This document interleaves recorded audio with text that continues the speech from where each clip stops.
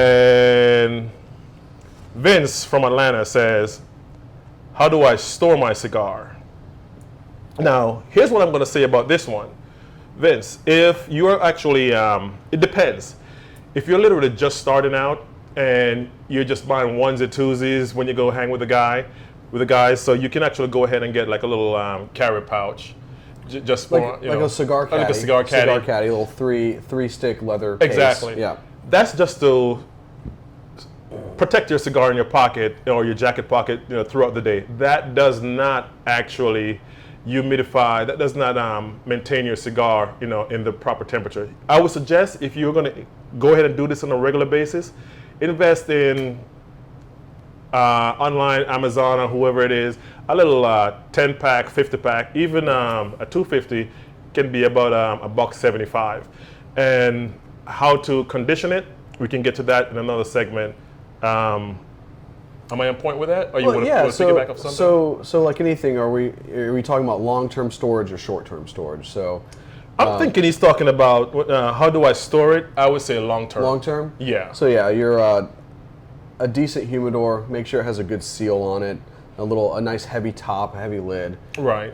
Spanish cedar lined, ideally for aging and storing of the cigars.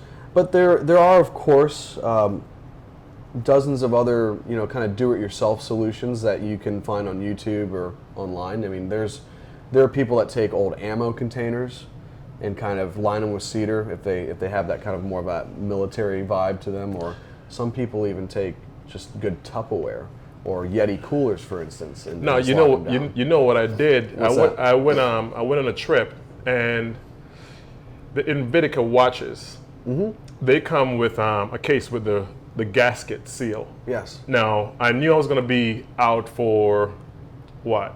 I would say like 5 days. Mm-hmm. So I treated it at home, took the sponge out, cut it out, treated it at home. Yeah. Put a little portable hydrometer inside. Mm-hmm.